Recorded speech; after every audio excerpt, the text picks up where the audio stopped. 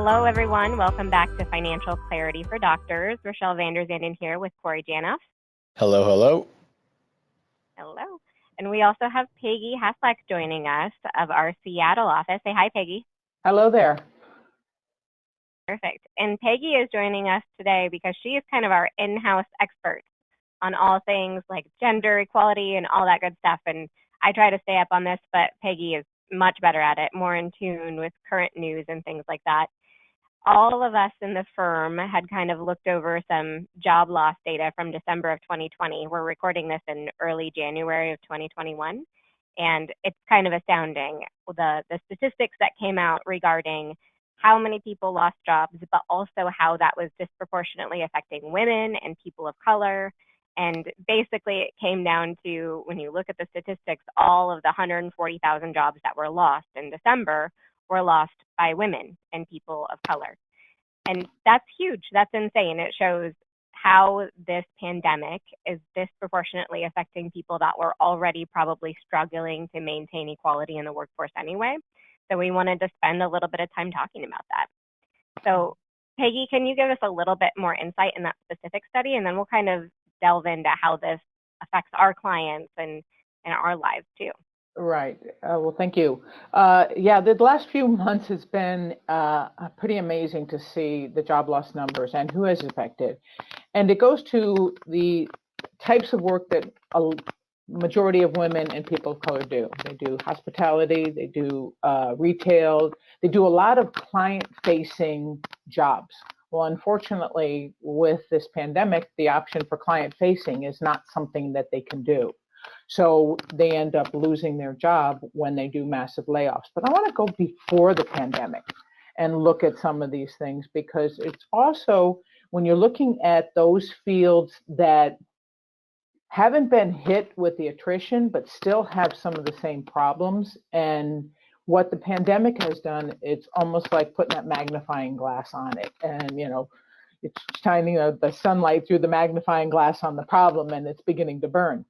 And it goes to already the women are put into a predicament of having to juggle at home and work. They are also the caregivers. So when you take in individuals like female physicians, who their job is to go and take care of people in the hospital. But then when they come home from work, their job is not done. They've now got to go to their second job, which is taking care of the kids and taking care of their parents and making the meals and making sure everything is done. So when you're talking about who can, the stresses they're under, that's one thing. But the other part is there's this kind of, I guess it's a way people look at the role that the mother plays in the household and the role that a father plays in the household. And I've heard this a couple of times. And it's, we're going to keep this person on, or we're going to promote this person because they have a family to take care of financially. But when it comes to the roll up the sleeves work, that gets put onto the spouse. Now, when you take people of color, oftentimes the breadwinner of the household is the female, is the person who is got the steady job and is concerned about the welfare of the family. So when they make comments like that, they don't say anything because they're like, no, I can't afford to lose this, but they end up in the long run actually losing the job. Absolutely. And I think, like, you bring up a very good point, that these people are on the front lines, or our clients are on the front lines dealing with patients that need a lot of care, and it's very stressful, especially for people that are in certain sectors of being doctors, like the internal medicine doctors, the ER doctors, the pulmonary and critical care doctors, like anyone dealing with patients in the ICU. It's insane out there right now. Mm-hmm. And just having to deal with that additional financial burden, or, if you have children, having to deal with the additional burden of figuring out where you're going to put them during the day that's safe, or how to manage their distance learning if they're in school, all of that kind of stuff. like everyone is dealing with these problems, but I think for healthcare professionals specifically, just trying to juggle the additional demands of work plus the additional demands of home, like I honestly, I don't know how a lot of people are doing it. Mm-hmm. And a lot of those home duties do fall on women. And I think that our clientele are probably a little bit different from the norm because, you know, I have a lot of female physician clients who have stay-at-home partners that take care of kids and things like that too. So there's a lot of like non-traditional things that go on with our clientele. But still, I do see a lot of this affecting women in my practice as well. Like you can kind of see how it trickles down, and there's maybe not the same impact as there is on like lower income jobs, but there's still a big impact.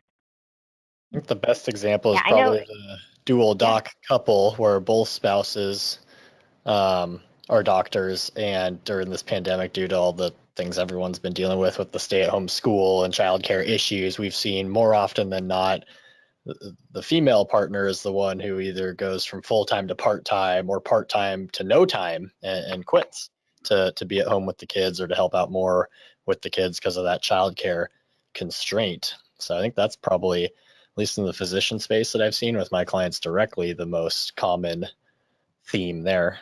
It's in the every industry space, and it's also the checklist, you know, of all these things need to be done. So if the who's making that checklist?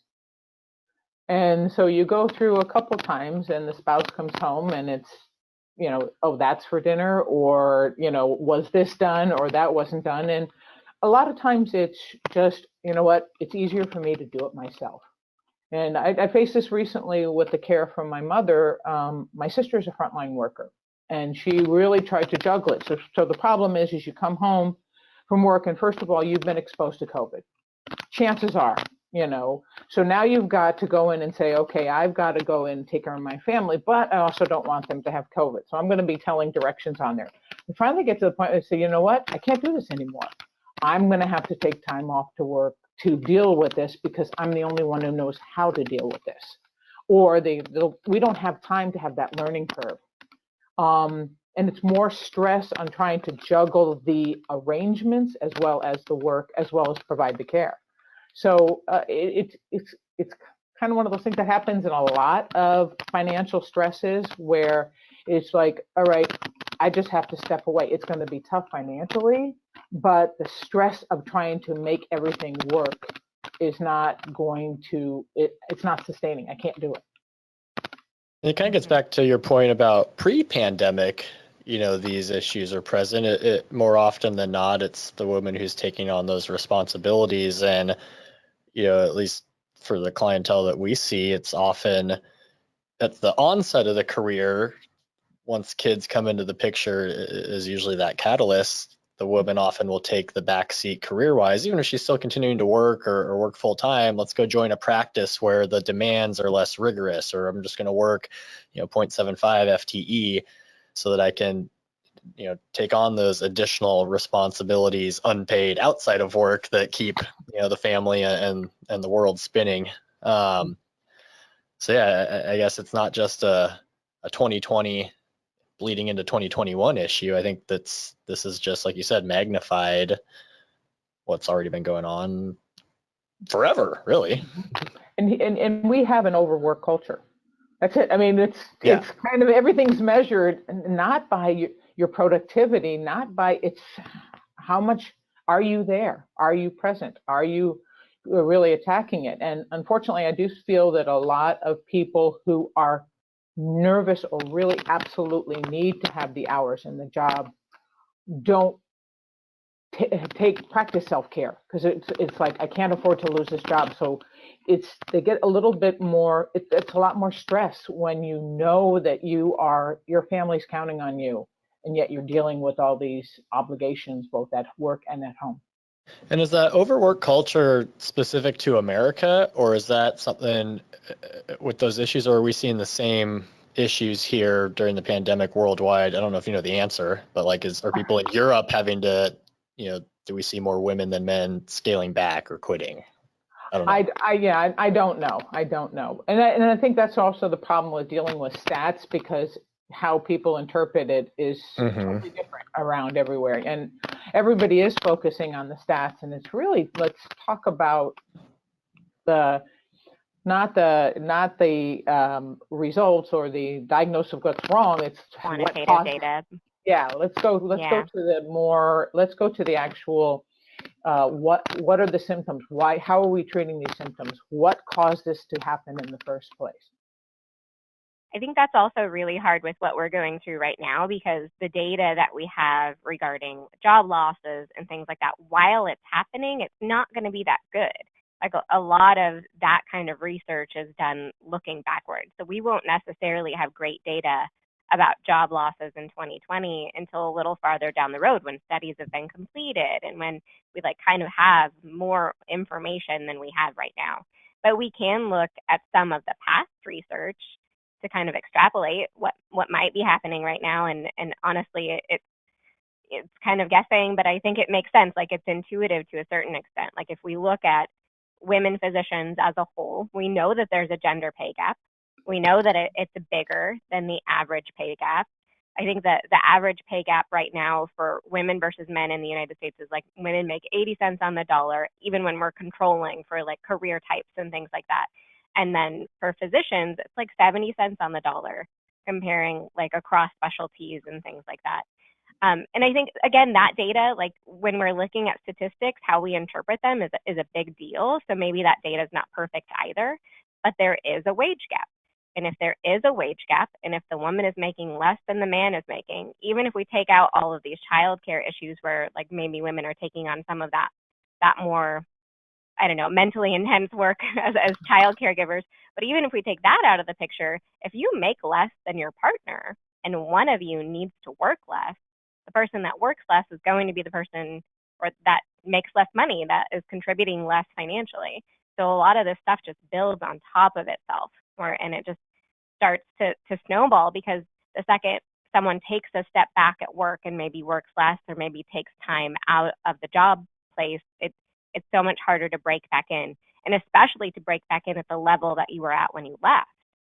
You might have to take a step back in your career. Maybe, these jobs are so intense, and they are so driven by what procedures have you performed recently, how in touch are you with the current medical knowledge, that taking a step back can be really difficult. Mm-hmm. Well, it's funny you say that. You would think that the person who has the higher salary would be the one who would step back. But oftentimes with physician, and actually another field that we see this is in the tech field, the women will still be the ones who step back, cut their hours. Even if they are making more money. Even if they are making more money, again, because they know how to manage the household budget, and they deal with it in that way. But also because I think it's how women approach the workplace. It's be quiet. Don't be emotional, because that's a key word. And if you're starting to talk about how tough it is, it's not a conversation people like to have, and it's not a conversation supervisors like to talk about either, because all of a sudden somebody's not happy and they're under a lot of stress, and that's they're worried that my supervisor is going to think I'm not going to be able to handle this. I'm not going to be able to make decisions, so I'm just going to be quiet about everything. Do you think that, speaking of getting to the root of the cause to help solve the problem, do you think that may be part of it? Women are just, tend to keep things more bottled up than men, and aren't as confrontational, and not saying they're sabotaging themselves, but to some degree it potentially is impacting that, either the gender pay gap or the career advancement or things of that nature? I do. I think it's because it's also how the conversation is presented and the biases that are in the conversation. I remember a very particular conversation that I was involved in, and it was, I was actually listening from outside the door. And this was in my old job. And we had quite a few LGBT, lesbian women working for the company. And then these two supervisors were talking, and one of them says, "Doesn't it bother you that you have so many women like this who work for the company?" And the other boss goes, "No, actually it doesn't, because they're the hardest workers we have." But when it comes to, again, when it came to compensation or promotion, in those same individuals had it, we're going to go ahead and promote this guy here because he's got a family. You don't have a family, so you don't have the same concerns. The other part is women know how to figure it out. That's the other one I hear all the time. It's, they'll find a place to go. They can do something else. And it's, well, wait a minute. We broke our backs to get these credentials to go through the school, and oftentimes going through the school was the same things they're dealing with the job today: a child, a family, all those things. And women of color have probably the most credentials of a lot of women who have advanced degrees. And that's because that's the way they can try to get that increase in pay, but that's still not a guarantee. Yeah. And I do think that there is something to be said for women not necessarily advocating for themselves the way that men would expect them to. But at the same time, I think that there is a perception that what they ask for is not going to be deemed legitimate. And if that's the problem, then that's something that's probably coming from above. Like, people need to understand that their concerns are legitimate, but if in the past it seemed like that wasn't a legitimate concern, then people edit themselves. And that happens a lot, I think, in employment situations. And again, like Peggy said, women try to figure it out on their own. Instead of asking their employer for support, they're like, this is on me to figure out. And they take it on and they try to figure it out themselves. And sometimes that means reducing your work schedule, And who are they having the anymore?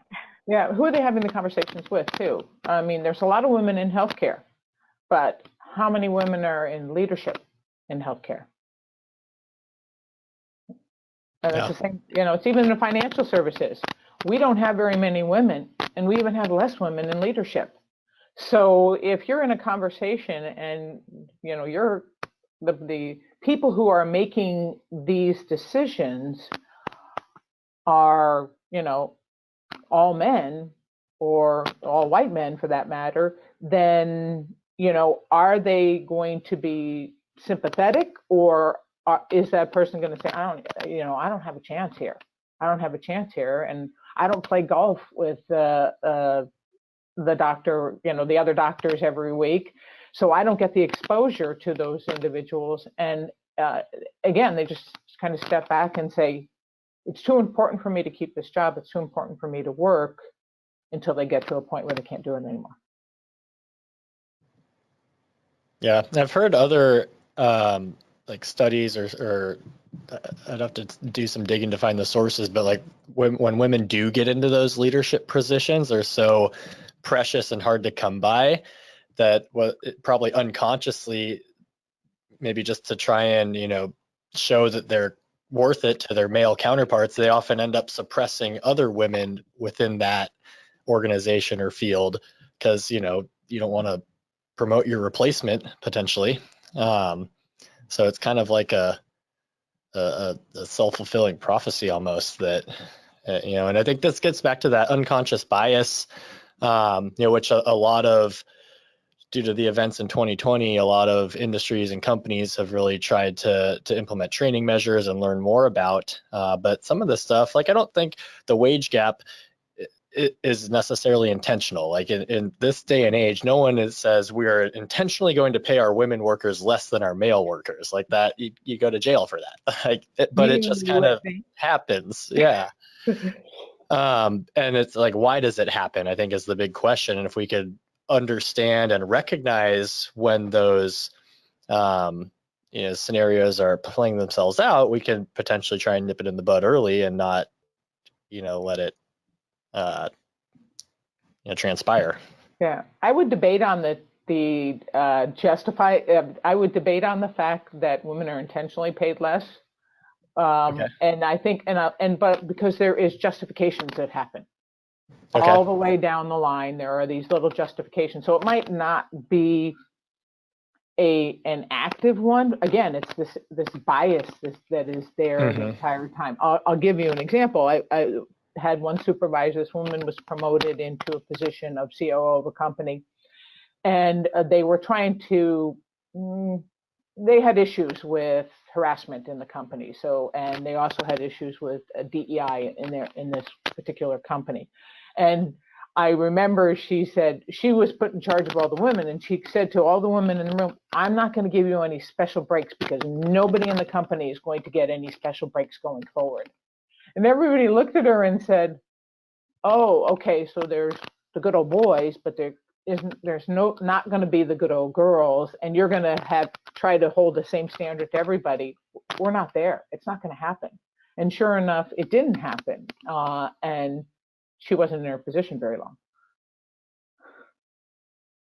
One thing that I sometimes think about, which is maybe a tiny bit outside the box, is that part of the problem is not necessarily that, how do I want to say this?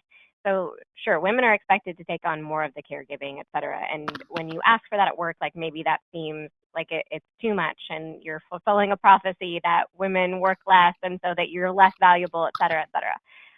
I like to look at the flip side of that and think about how there are a lot of men who probably do want to take on more caregiving at home, but their employer expects them to not have that responsibility.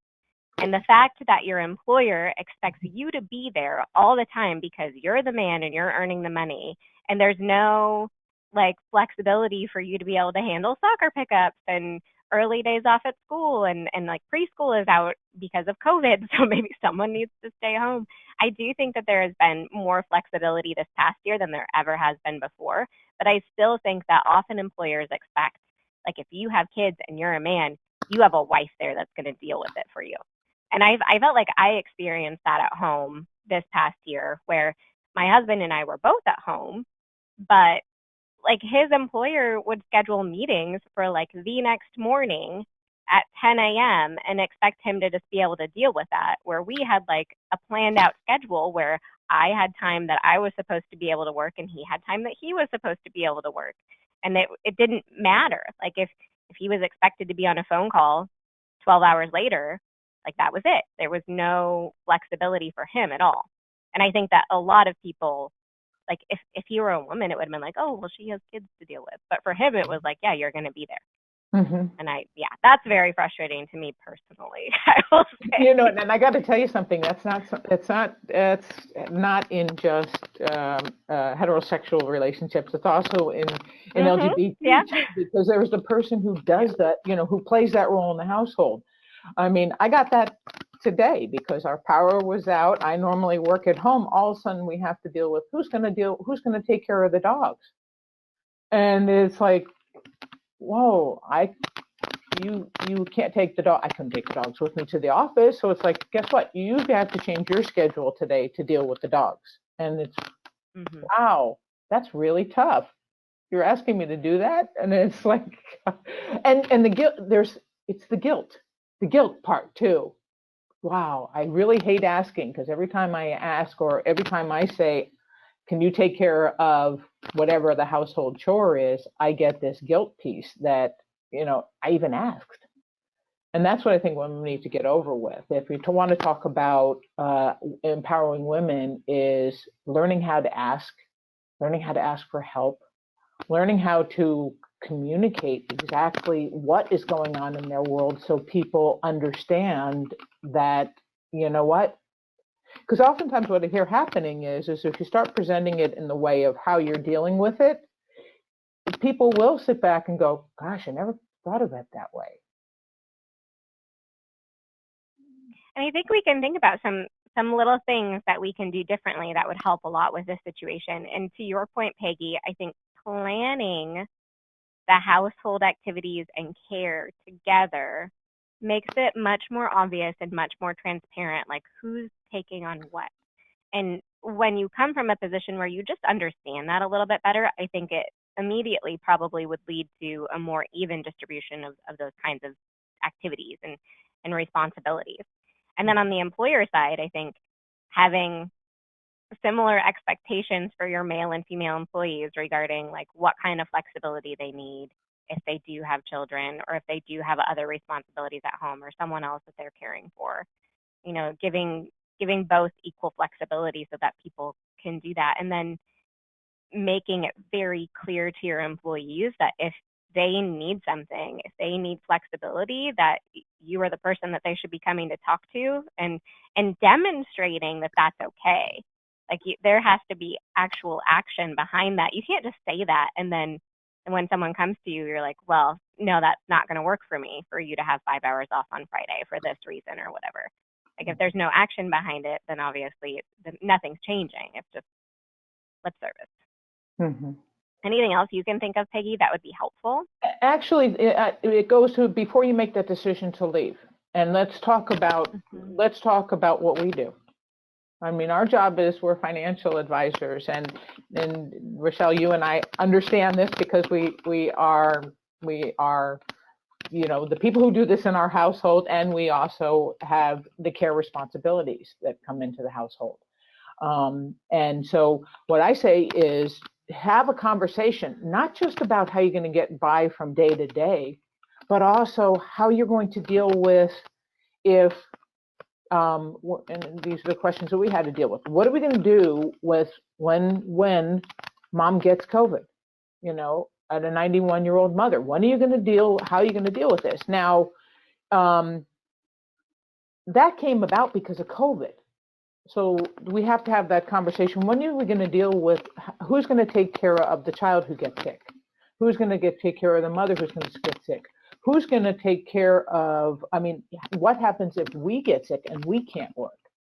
So sitting down and having all of those plans and lifestyle planning, so things like life insurance and disability. Thank God, a lot of the people we work with, that's one of the things that they do, because if they're doing it and something happens to them, now it puts a lot more stress on the household. So really working towards plans for living and plans for all the what ifs, but doing it early enough too, because I've had a couple of people say, well, I'll take my chances, or I'm young and healthy. Well, we don't know how COVID is going to affect disability insurance, life insurance going forward. So are we going to wait and see, what the underwriters decide to do 2, 3, 4 years from now?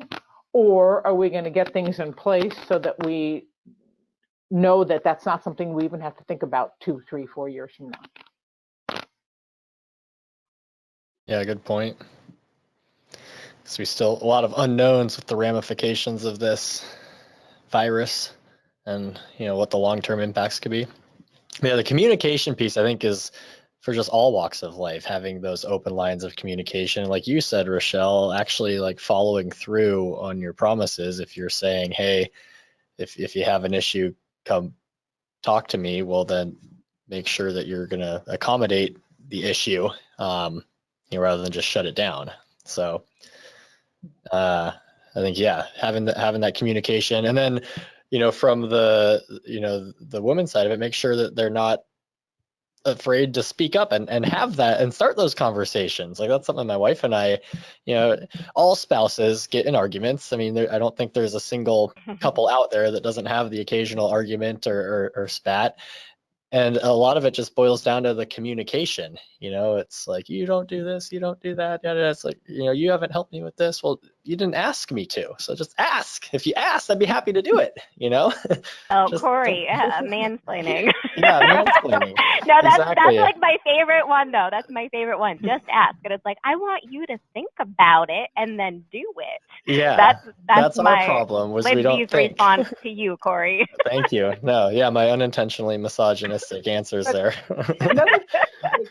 Another thing is find people who understand what your situation and who can help facilitate the conversation. And that's something that we can do. Yep. We can help facilitate the conversation. I've been in some very interesting joint work meetings, not with this firm, with another firm where I was in, and some of the stuff that was said was like, jaw-dropping in terms of the expectations or the financial. I even had a client who is who's a doctor who wanted to start her own practice, and that's another way they're dealing with the gender gap. Is I can do my own practice, I can do it that way, and she's having a conversation with a financial advisor, and her spouse looks at her. She goes, "Oh, my CPA said I should get a SEP," and the spouse looked at the doctor and said, "You don't make enough money." And so she just kind of sat back and was like, "Oh boy, they're really." And so she starts taking notes. And now from that point on, the whole conversation was with the male financial advisor. This woman makes $23,000 a month. I think she had plenty to put in her SEP. Max it out. She ended up walking away from that, and there were bigger problems that within their situation. But the long story short of it was the financial advisor didn't pick up on that and take the conversation and facilitate it in a way that she was listened to, and that to answer her concerns and prompt more information about what she was hoping to accomplish. So in our obligation in this industry is to understand what women go through, because the conversation will happen in our heads. So we're going to have it with somebody, but it'd be better for us to have it, with everybody in the room, so we're all on the same plane of what's going on. And just having these conversations more openly, like we're doing right now, is helpful, because it just brings to light unknown, feelings, thoughts, concerns, etc. So even if there's not really an end objective in mind, just having that understanding is powerful. Mm-hmm. And more transparency is never going to be a problem. I mean, I think that some people have argued in the past that transparency around wages and things like that is problematic, because you don't have to the employer doesn't want to have to justify why they pay someone differently, but you should have to justify it. And I think there should be a lot more transparency about pay and about gender roles and about, shared activities at home. All of that kind of stuff, I think, would be very helpful. Mm-hmm. The non-economic value of everything else that happens in a person's life needs to be discussed. Mm-hmm. And those would be the takeaways. One is ask for help, and two is don't be afraid to have a frank conversation about your perspective of what, how I'm perceiving our situation is, or how I'm perceiving what is happening, so we can have those conversations. So, and to your point on the wages, oh yeah, that's an old HR stunt that was done a long time ago to prevent people from asking each other what they got paid for the same work. Mm-hmm. Absolutely. We get it, guys. The struggle is real. If you had to, work less this year, if you had to quit your job, it happened. Hopefully, if you want to get back to work, hopefully we can help you do it, and you can help yourself do it. But it's just, it was a rough year for everybody. It was. We're hoping 2021 is get stuff done in 2021. So. Woohoo. There we go. Well, thanks for joining us, Peggy. Oh, thank you for having me. Good to have you. We would love to hear your feedback and suggestions for future topics you'd like us to cover. You can get in touch with the show by emailing podcast@finitygroup.com or by following Finity Group on Facebook, Twitter, Instagram, LinkedIn, and YouTube at Finity Group LLC. You can follow me on Twitter at Corey Janoff CFP, Instagram at Corey Janoff, or on LinkedIn under my name, Corey Janoff. You can follow me on Twitter at Rachelle Finance, or on Instagram, Vanderzanden Rachelle, or on LinkedIn under my name, Rachelle Vanderzanden.